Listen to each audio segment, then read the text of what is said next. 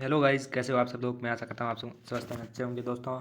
तो जैसा कि आज हम इस वीडियो में वायरल फीवर या वायरल बुखार कहा जाता है उसके बारे में आज हम चर्चा करेंगे कि वायरल फीवर क्या होता है, इसके लक्षण क्या होते हैं, इसके होने के कारण क्या होते हैं और इसका निदान किस प्रकार से और इसका संपूर्ण इलाज क्या है, वो सब आज हम इस वीडियो में देखेंगे। तो जैसा कि ये वायरल फीवर होता क्या है वो हम देखते हैं कि वायरल फीवर में शरीर का तापमान बढ़कर उसे तेज़ बुखार आने लगता है और शरीर का तापमान बढ़ने से तेज़ बुखार और शरीर में थकावट महसूस होती है। दोस्तों, ये इसके मुख्य लक्षण है और इसके और भी लक्षण है वो हम आगे देखेंगे।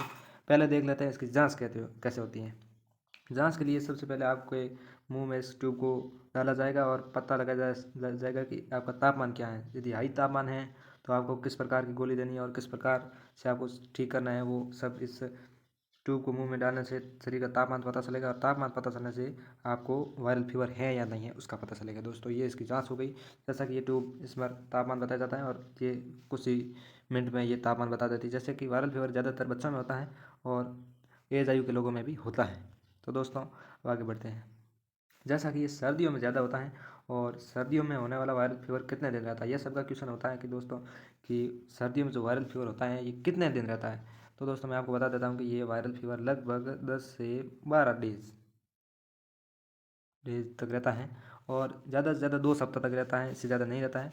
और इसका संपूर्ण इलाज लेना ज़रूरी है क्योंकि ये इसको हल्के में लेना नहीं चाहिए और ये तापमान शरीर का बढ़ाता है, जिससे शरीर के अंग कमज़ोर होने लगते हैं और थकावट और शरीर डैमेज होने लगता है। इसलिए इसका तुरंत उपाय लेना बहुत ज़रूरी है। जैसे मैंने बता दिया कि जाँच किस प्रकार से होती है और अब हम आगे देखते हैं इसके लक्षण क्या क्या हैं, इससे बचने के उपाय क्या हैं। जैसे कि मैंने बता दिया कि ये लगभग 10 से 12 दिन रहता है। ओके, जाँच हो गई। हाँ, इसके अब लक्षण और इलाज कारण सब देखेंगे। जैसे बुखार है, बुखार के लक्षण क्या हैं, कारण इलाज अब सब हम आगे देखते हैं। तो दोस्तों, ये दैनिक भास्कर द्वारा जारी किया गया है कि इसको इसके वायरल फीवर के जो हैं केस बढ़ रहे हैं, वायरल फीवर बुखार के मामले बढ़ रहे हैं जो दैनिक भास्कर द्वारा जारी किए गए हैं और इसके सबसे ज़्यादा रिस्क किसको हैं वो सब इसमें बताया गया है। तो चर्चा करते हैं बारी बारी से।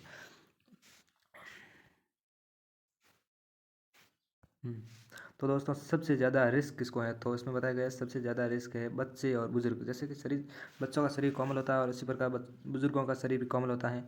तो ज़्यादा रिस्क बच्चों और बुजुर्गों को है और नौजवान युवकों को या युवतियों को इसके चांस कम है, लेकिन बच्चों और बुजुर्गों को इसमें चांस ज़्यादा है। और एक गंभीर बीमारी के मरीज होते हैं और गंभीर बीमारी के मरीज और इनके बच्चे और बुजुर्गों के अलावा जैसे गंभीर बीमारी जो मलेरिया हो गया, डेंगू हो गया, इनके जो मरीज होते हैं ना उनको भी ये वायरल बुखार होने का पूर्णतः चांस रहता है। तो दोस्तों, अब ये देखते हैं कैसे फैलता है ये।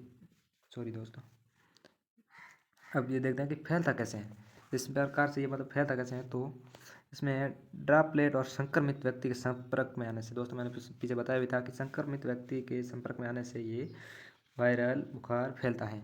क्योंकि जिस प्रकार से ये बुखार तो एक ऐसा ही रोग है जिस प्रकार से व्यक्ति से संपर्क में आने से फैलता है, जैसे कोरोना फैलता था संपर्क में आने से, उसी प्रकार ये वायरल फीवर भी संपर्क में आने से फैलता है। तो इसका मुख्य लक्षण है संपर्क में आना, जनसंपर्क। आप ऐसे कह सकते हो जनसंपर्क लोगों से संपर्क में आने से ये वायरल फीवर फैलता है। तो दोस्तों, अब साफ कर लेता हूँ पूरा। अब देखते हैं इसके लक्षण क्या है, मुख्य लक्षण कौन कौन से हैं। तो इसका थोड़ा जूम कर देता हूँ दोस्तों, अच्छे से देखिए। हाँ, अब रेडी, इसको इधर ले लेता हूँ। इसका मुख्य लक्षण है कि बुखार। जैसा एक लक्षण हो गया बुखार, बुखार तो यहाँ इसमें वायरल फीवर का नाम बुखार है तो इसमें मुख्य लक्षण है बुखार। और दूसरा है सर्दी जुकाम। सर्दी जुकाम, जो सर्दियों में हमारे नाक बहता है वगैरह, जो जुकाम होता है ना वो भी इसके साथ में है। और तीसरा लक्षण है उल्टी और दस्त। तो उल्टी और दस्त तो मैंने बताया था कि इसमें बेचैनी और शरीर में कमजोरी रहती है, तो उसमें उल्टी और दस्त होने के पूर्ण चांस हैं लक्षण में। और चौथा है कि पेट, बदन और सिर दर्द। जैसे पेट हो गया, बदन हो गया और सिर में दर्द होता है। जैसे मैंने बताया भी था कि शरीर में जो डैमेज होता है, शरीर कमजोरी महसूस होती है, तो इसमें पेट और बदन और सिर में दर्द होने लगता है। ये इसके मुख्य लक्षण हो गए। तो बारी बारी दोबारा देख लेते हैं कि पहला हो गया बुखार। बुखार तो ये वायरल बुखार का नाम ही बुखार है। और दूसरा हो गया सर्दी में होने वाला जुकाम, जो सर्दी में जुकाम होता है वो। और तीसरा है उल्टी और दस्त, तो उल्टी और दस्त हो गया। और चौथा है कि पेट, बदन और सिर दर्द। ये इसके मुख्य लक्षण हो गए दोस्तों। ये लक्षण हो गए, हमारे को पता चल गया और जांच पता चल गया। अब इससे बचा कैसे जा सकता है वो देखते हैं दोस्तों कि इससे बचा कैसे जा सकता है। तो दोस्तों, मुख्य तो यही है कि साफ़ सफाई रखें, साफ़ सफाई रखें और भीड़ भाड़ वाले इलाकों में जाने से बचें और हेल्दी खाना खाएं दोस्तों। जैसा कि ये बुखार संक्रमित है तो इसमें ज़्यादा भीड़ भाड़ वाले इलाकों में नहीं जाना चाहिए और साफ़ सफाई रखनी चाहिए। और भीड़ भाड़ जैसे ज़्यादा लोग आते हैं तो वहाँ संपर्क बढ़ता है, और संपर्क बढ़ने से कोई व्यक्ति संक्रमित भी वहाँ पर आता है और उससे हम संपर्क में आते हैं या हाथ मिलाते हैं वगैरह बातें करते हैं तो उनसे ये ज़्यादा फैलने के चांस रहते हैं दोस्तों। और हेल्दी खाना खाना चाहिए ताकि शरीर मजबूत रहेगा तो रोग भी होने के चांस नहीं रहते हैं दोस्तों। तो ये उसके हो गए बचने के उपाय। और भी देख लेते हैं बचने के उपाय, जैसे और भी संस्थाओं द्वारा जारी किए गए बचने के उपाय 3 हिस्से ही है मुख्य: साफ सफाई रखना है, और भीड़ भाड़ वाले कोनों में जाने से बचना है, और हेल्दी खाना खाना है। ये बचने के उपाय हो गए दोस्तों। अब आगे बढ़ते हैं कि इस प्रकार जैसे कि मैंने पीछे बताया भी था कि ये रोग बच्चों में होने के ज़्यादा चांस रहते हैं, जैसे बच्चे संक्रमित ज़्यादा होते हैं। तो दोस्तों बच्चों को अपने घर में रखें और अच्छा खाना खिलाए, दूध पिलाए, अच्छे से उसका रख रखाव करें ताकि बच्चों पर कोई प्रकार की बीमारी अटैक ना करे और आराम से स्वस्थ रहे बच्चे। जैसा कि बच्चों और बुजुर्गों में ज़्यादा चांस रहते हैं, और जो गंभीर बीमारी के रोगी होते हैं उनमें से चांस रहते हैं दोस्तों। और इससे जल्दी बचना है, जैसे मैंने बताया था कि ये 10 से 12 दिनों तक ठीक होता है। यदि आप चाहते हो कि बच्चा थोड़ा कमज़ोर है और इससे जल्दी बचना है तो दोस्तों आप मेडिकल टैबलेट्स भी यूज़ ले सकते हो, चिकित्सा परामर्श भी यूज़ ले सकते हो, जिससे कि बच्चा जल्दी स्वस्थ होगा। टैबलेट्स में ये होता है कि उनमें प्रतिरक्षी ज़्यादा होती है और वो शरीर में एंटीबायोटिक जल्दी निर्माण करती है और बच्चा स्वस्थ जल्दी होता है। तो दोस्तों आप बिल्कुल टैबलेट्स यूज़ ले सकते हो, मेडिकल टैबलेट्स यूज़ लेना चाहिए आपको, मैं कहता हूँ हमेशा।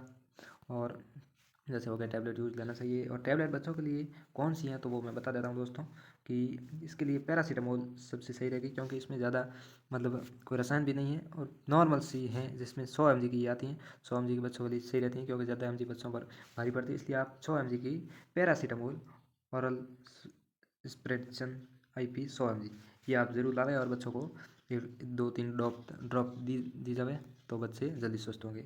तो मैंने बता दिया कि चिकित्सक में मतलब मेडिकल में ये आप पैरासीटामोल की औरल घोल है वो आप ज़रूर लाएं और बच्चों को पिलाएं। तो दोस्तों ये हो गए इसके बचने के उपाय, और ये हो गया पैरासीटामोल। तो इस प्रकार से दोस्तों आप अपने बच्चों को स्वस्थ रख सकते हो, आप खुद स्वस्थ रह सकते हो, और जिस प्रकार से बच्चे स्वस्थ रहेंगे तो सब सही हो रहेगा और आराम से। तो दोस्तों इस प्रकार से मैंने बता दिया कि ये बच्चों और बुजुर्गों में ज़्यादा चांस रहते हैं, और लक्षण और वगैरह सब मैंने बता दिया। आप इसे स्क्रीनशॉट भी ले सकते हो वीडियो बैक करके, और आराम से देखिए दोस्तों। हमारे चैनल को थोड़ा सा सपोर्ट कीजिए दोस्तों, सब्सक्राइब कीजिए, क्योंकि हमारे अभी नया चैनल है इसलिए सब्सक्राइबर नहीं है, थोड़ा सपोर्ट कीजिए और सब्सक्राइबर कीजिए दोस्तों। आप स्वस्थ रहे, अच्छे रहे, मस्त रहे, स्वस्थ रहे दोस्तों। तो धन्यवाद दोस्तों, आज के लिए बस इतना ही, मिलते हैं नेक्स्ट वीडियो में, तब तक के लिए बाय बाय।